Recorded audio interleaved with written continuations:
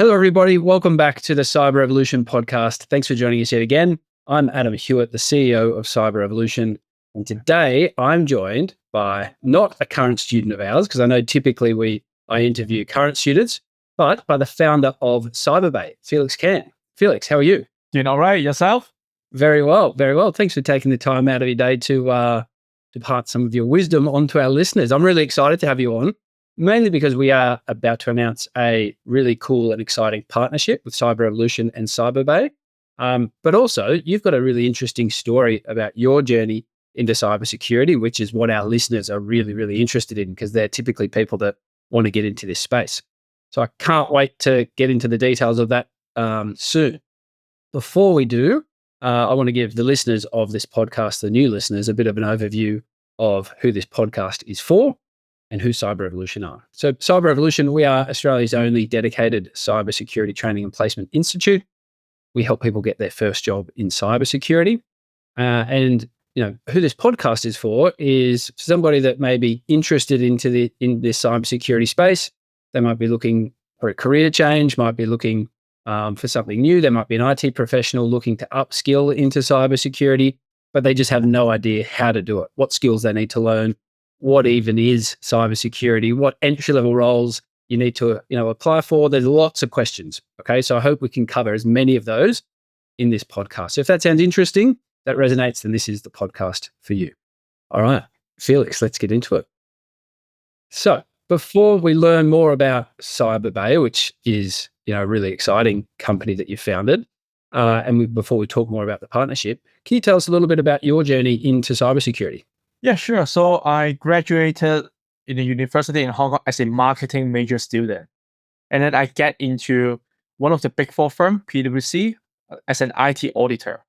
So I focus on helping organizations or my corporate client to look at, have they implemented password policy for their systems? Do they have backup restoration? Do they have firewall? That kind of thing. Until one day, I'm put on a project. So I fly to Shanghai, and that's my first project that involved more on cybersecurity. So the background was that the CEO and the CIO of that company, they left the company and they also took the money. Before they did that, they also reset all the password of the database. So whoever take over the company, they need to gain back that control. And facing that situation, I was engaged to help them to take back the control. And that is the first time I see a new door in the cyberspace. It's not just about control that is designed to help layman or normal people to finish their work without creating troubles. Cyber can also mean when our digital asset is at risk, when the adversaries are turning the digital asset against us, what can we do? So after that project, obviously, we help the company to regain the control within 24 hours. Although we don't know the password, we find ways to get through it. And I'm so intrigued about the cybersecurity industry. So I start teaching myself about cybersecurity. I started by learning how to do web application assessment, eventually on mobile application. So I became the first ethical hacker in PwC Hong Kong. And since then, I started to build Dark Lab with my fellow partners, and all the way until I made partner in PwC. So that's my journey before I founded Cyberbay. I have been with the consulting practice to do security assessment, covering penetration testing, cyber test simulation, incident response, meaning our client is facing an active breach and they need help with someone on the ground to kick the hackers away and rebuild the system so that they can regain that trust. So that's what I did. And my motto, my philosophy is I spent the early stage of my career hacking computers. But when I make manager, I find myself using the hacking skills to build trust with people through conversation. So instead of using PowerShell to build payload, I use PowerPoint to make my point and communicate. And I feel that what I learned is not just the hacking skills, it is about the skills to build trust. And that made me become more mindful on how I trust others, and how I gain the trust from the others, and nurture it in a good way. So I think that's a line that um between bad actors and ethical hackers. Yeah, bit of a life hack as well. It's Exactly. interesting. Wow. And I think your story is going to be one that resonates with so many of our listeners because predominantly we help career changers, people that then also are self-taught. And so I think everyone has the perception for someone like yourself who has gone to some of the heights of the cybersecurity industry, like partner at PricewaterhouseCoopers in the cybersecurity space. They typically think that you have to go through university degree, study masters in cybersecurity, that more traditional pathway. But you just fell into it just through chance, right? Which I think is, an amazing story. And so you got to that point. You've obviously worked for how long? When was that? Give us a bit of a timeline. When did you decide that you wanted to go into cybersecurity full time? Like when was the year you became the first ever certified hacker for PricewaterhouseCoopers? So I think I become the first ethical hackers in PwC during my third year with PwC. So I think I'm always being open and learning what will be my career path look like. I don't really have a target saying that I need to make partner within 5 years, 10 years, or that kind of goal. I just follow the flow. And wherever is the opportunity, I'll try to see if that match my personality or not. And one way that makes me keep enhancing my technical skills is whenever I can successfully prove a point to my client saying that, look, you have been relying on some false sense of security and I help you to see through what is your real protection need. I feel satisfied because I feel I'm helping my client to grow. And this is something very deep within me, and I that I treasure, and I feel this path can help me to share that energy with the client. So instead of having very strong targets, I think I'm just asking myself, what do I need to learn at this stage? So when I was a junior, I do feel technical skills is very important. However, the technical skills or component have been changing, right? And when I first start learning how to access Wi-Fi or even for Linux, I need to convert the skills into accessing Windows as well. And then if I know how to access a server, I need to also know how to access an endpoint or even my own equipment that I use for security assessment. Because imagine if I can't even become the root or the administrator of my own machine, how can I perform an assessment on the other's ecosystem? So this is something I keep learning and observing and talking to more senior consultants, and yeah, I'll just go with the flow. Yeah, yeah. It sounds like you just chased your curiosity. You're curious about that. I'm going to go down that pathway. Yeah, exactly. And go. I think curiosity is one of the most important personality for whoever in the cybersecurity space. No matter you're in the red team, looking Yep. for bugs, or even for the blue team, because you see some alerts. Say there's an antivirus alert saying that there's a malware, they block it, but you may wonder how could that malware get in? Is it through an email or is it through a USB? What is the attack path? So that curiosity will actually help us to do more than just doing the job. It is a Yes. career. So Yep. yeah. And that's a bit of an inside tip for anyone listening who is going through potentially an application process or applying for some jobs in cybersecurity. A recent placement partner of ours that we had on, his name's Michael. He works for a company called Williama. He said the number one thing he looks for in interviewing entry-level cybersecurity applications is curiosity. Is the candidate curious? Okay, so if you're listening in, be curious. Okay, please. All right, so PwC, how do we get to Cyberbay? Tell us a little bit about Cyberbay and why. Yeah, sure. So I've been with PwC for like 15 years until all the way I make partner. I co-build a practice with my fellow partners. We have 200 plus people. I think the business was doing fantastic. Um, but while I've been helping a lot of my clients to help them to survive from attack, when I look outside, thousands and or millions of the corporate, they are still under attack, and more of them are willing to pay. So if I look at our compound annual growth rate as a cybersecurity professional, it is good. But the cyber criminals, they're even higher. So I start asking myself, how can I make my skill set more meaningful to the society? Because if we are doing the right thing, shouldn't the cyber criminal space shrink? But we are seeing the opposite. So I start to learn, while all the professionals are facing talent shortage issue, how come the cyber criminals did not see that, or do they have a way to tackle that issue? And then I find out they're very smart. In a way, they already completed the digital transformation. 5 years ago, it may be the same group of people controlling the R&D for the ransomware, how they should distribute the ransomware, execute it, or find some username and password, gain access to the victim, and run the ransomware and improve it. But today, it's handled by ransom as a service.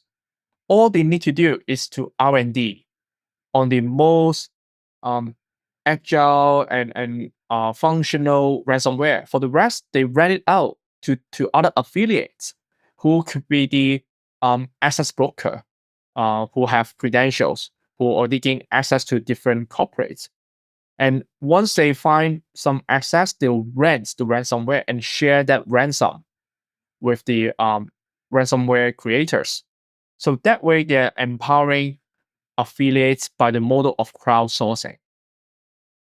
And even for the ransomware criminals, they have their own bug bounty incentives. They say, look, if you use our ransomware and if you find that the victim, even if encrypted by the ransomware, but if they got a way to break our ransomware and retrieve the key and decrypt by themselves, that is our bug. Let us know. We'll fix it and we'll pay you a bounty reward. And that's why we can see that the ransomware is so deadly.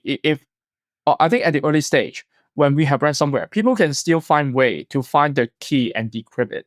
But now you don't see that in else. So it is saying that as a product, so let's say ransomware as a product first, no matter it's good or bad.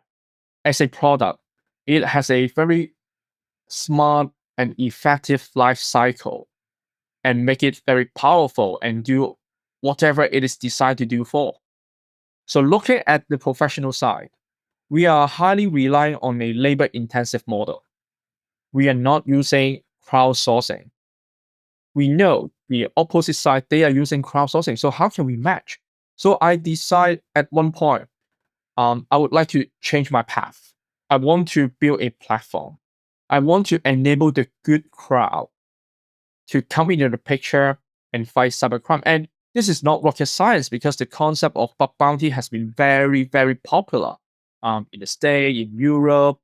It's just that in Asia Pacific, or especially in Hong Kong, it is not getting enough attention. So we are the first bounty platform. We want to make cybersecurity accessible and affordable, especially to the NGO, SME, and startup. Because if you look at the trend, first of all, there'll be more and more startup trying to use new technologies to meet their business goal. AI make that possible. You can run a relatively smaller team empowered by the AI, and you can reach your business goal. You can build meaningful relationship with your customers. So we think it's going to be more startup or even individual perspective. So I think that's a trend. So the question is, for organizations like that in that size, they won't be following the traditional path of getting firewall, building their zero trust strategies. They need something like size. Yeah, which is costly, obviously, as well, right? Exactly. So we are going to do something like using bug bounty, no bug, no fee.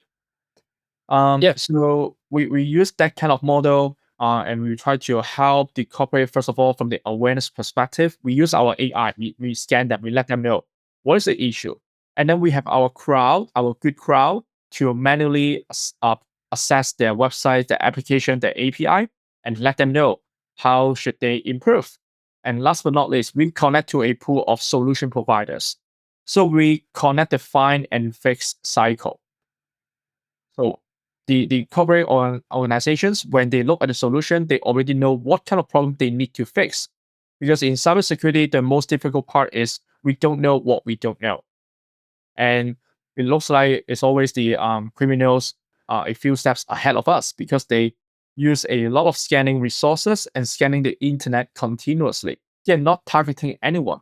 But when they see a target, they'll go for it. And later on, they'll know, oh, I use this exploit. And at the end, I get into a box that belongs to this organization. So they will understand what is the business value, and then they will tailor the ransom strategy. Yeah, and it's they're free to reign. The bad guys out there. They're not restricted by any rules, restricted by any laws. And so what I see, and I love this initiative, and I only really became aware of bounty hunting a few months ago, and then obviously we started talking and eventually partnered, which we're going to chat a little bit about later on. But I see this changing the game in the cybersecurity industry in three different spaces. So the first being companies, small to medium-sized SMEs that we talked about, that you mentioned there before. They're now going to have access to secure their business because they don't have to pay thousands and thousands and thousands, tens and thousands of dollars to secure their business. It's purely just, as you said, no bug, no fee. Okay, so that's a game changer for businesses. The second is the industry. I think it's changing the industry and it's leveling the playing field now. Whereas, as you said, the bad guys were winning. They've just got much more freedom, much more access, and there's more people. There's more bad guys than there are good guys at the moment in cybersecurity. So now we're leveling that playing field, opening up, and this is where the third stage, I think it helps the industry, is people wanting to get into cybersecurity. It is a great entry-level pathway that you don't have to go through. You don't have to change careers. You don't have to go through a long recruitment process to apply. You just have to get the right skills. You've got to be interested. You've got to have a little bit of spare time, and you get paid for it as well. Exactly. So I think it's amazing. Yeah. So think about the CVs. I mean, in the old days, well, of course, we appreciate from which university we have a computer science degree, that kind of thing. But in this new age, your CV can say something. You discover X amount of bugs for an energy sector company, for whatever company or critical infrastructure. You can put that on your CV, and it's more than qualifications, although it's important. It's also about how real you are, how much real experience you have in the cybersecurity space, starting from bug hunting. Yep, definitely. Okay, so we've mentioned bounty hunter before.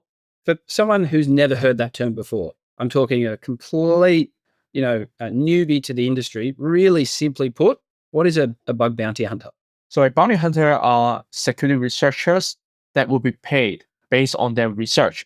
And what does that research really mean? Is that when a corporate, they put up a website on our platform, they're actually inviting or providing permission for researcher to look at their websites and do research and see if there's any security bugs or software weaknesses hidden in the logic. So that's the research part, because when discovering this bug, you're doing research.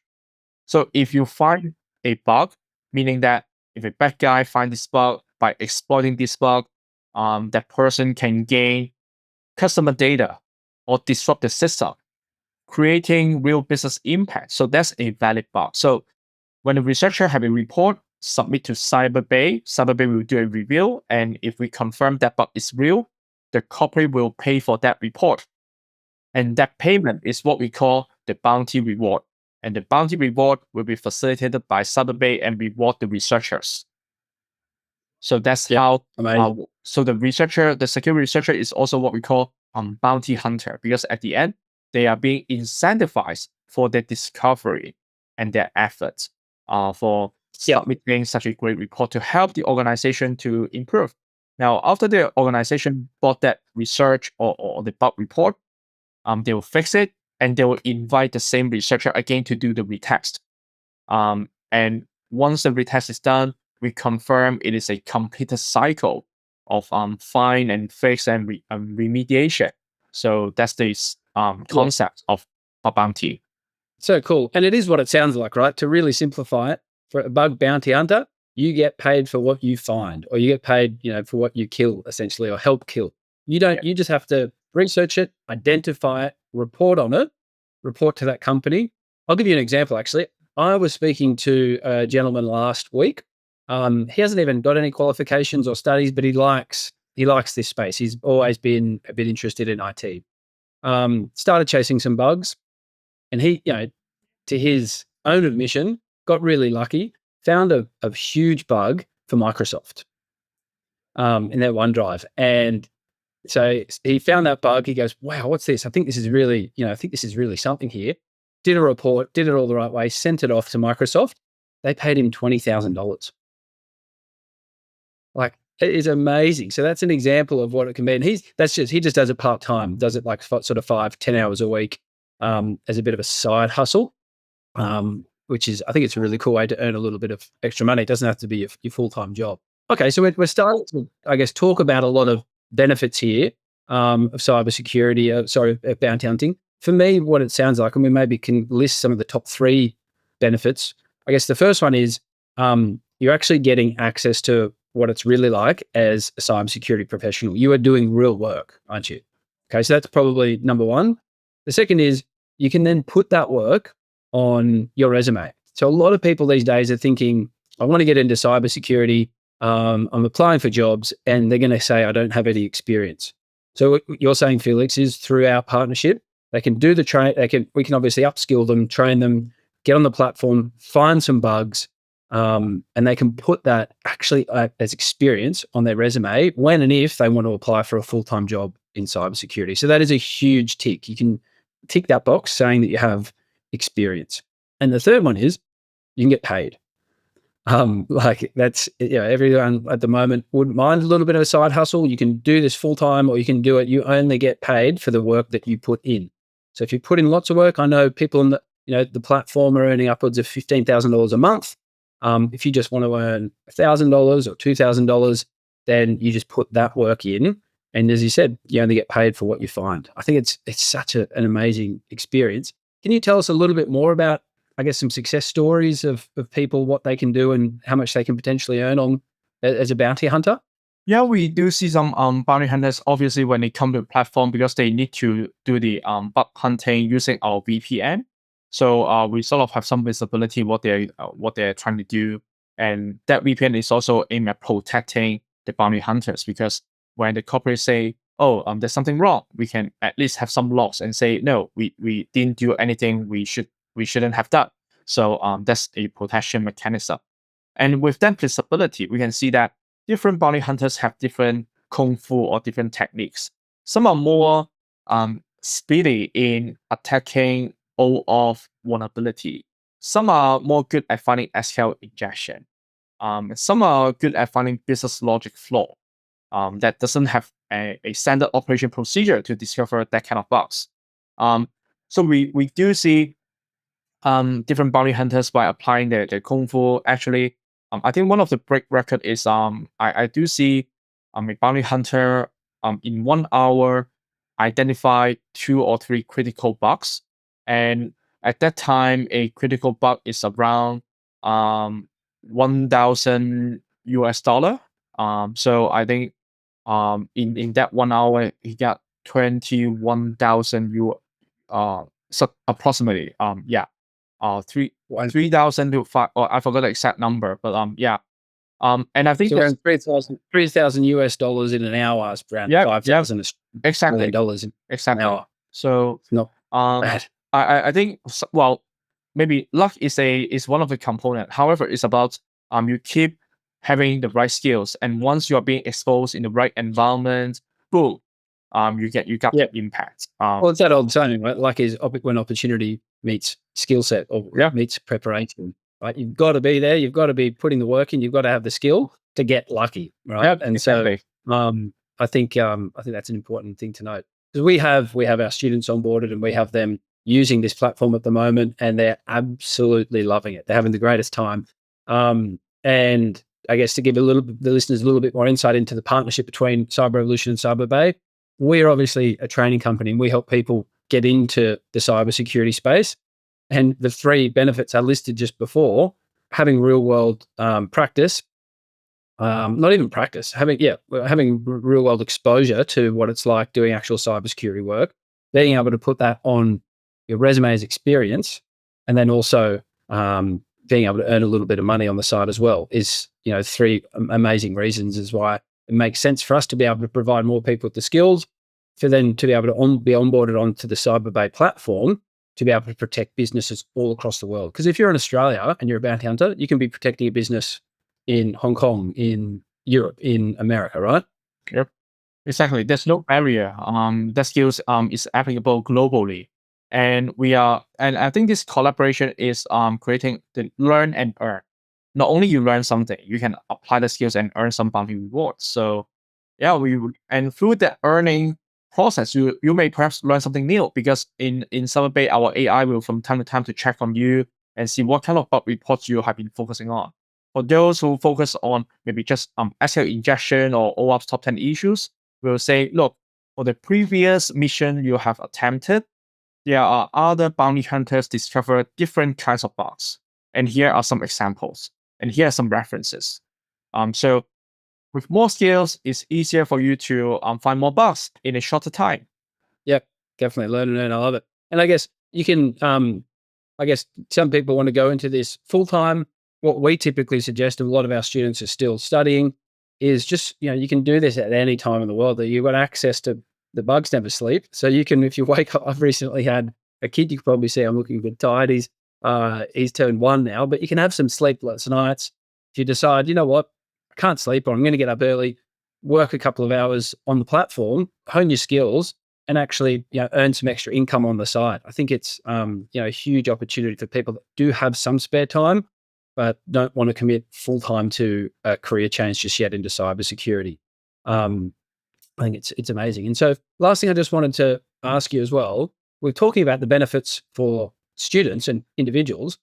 What about if you're a business owner or a CEO of a large company, a small company, medium-sized company at all, and you're worried about your business's cybersecurity resilience? Just talk a little bit more, like what are the core benefits there for somebody? Because I know we have some people that listen in that are in that space. All right. So if I'm a business owner, or if I control my own IT team, obviously I'll be worried about, am I secure enough? Is my infrastructure solid enough? So I think the traditional way for organization is to do vulnerability scan and penetration testing.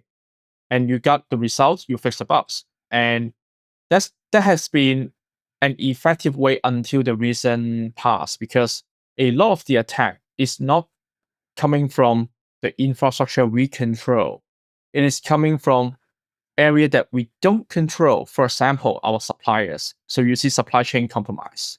It coming from shadow IT, meaning that as a business owner, maybe my marketing team, they work with an external vendor to build another site, but that site has my customer data. It is running on a different root domain. It's not even under my company's domain.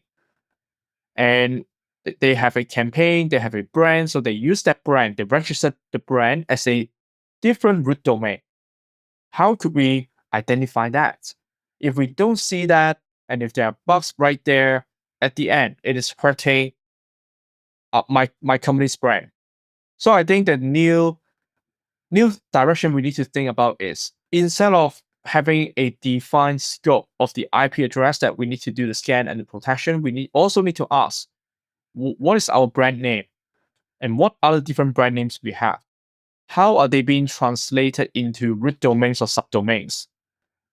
And use that as our scope. We should use our brand equity as a scope instead of using IP address as a scope. So with that in mind, then we will have a realistic alignment between cybersecurity and our business growth. And only with these two going together hand in hand, then we will have a comprehensive cybersecurity ecosystem. Because I think what we have right now, it works at a certain extent. I don't see too many attacks that are coming from the assets that are being well managed, because you know them already. You apply patch every week, every month. The thing is, we don't know what we don't know, and shadow IT is one of the key examples. So I think using bug bounty can actually help us to cover that, because on Cyberbay, as a CEO, once you sign up, our AI will already do research for you. We'll look at your company logo, we look at your copyright statement, and then we'll crawl the internet and see if there's any other websites on a different domains that are using your logos or using your copyright statement. And then we present to you. And we also do reverse who is to let you know, oh, look, here are some other domains you have registered. And I think that report, while a lot of IT managers and even business founders, they don't even know I have 1,000 root domains. And yeah, and those are campaigns they run in the past and they forgot to shut down, but the servers are still running. But because people forgot about them, they are not patched or managed. So vulnerabilities are there. Yep.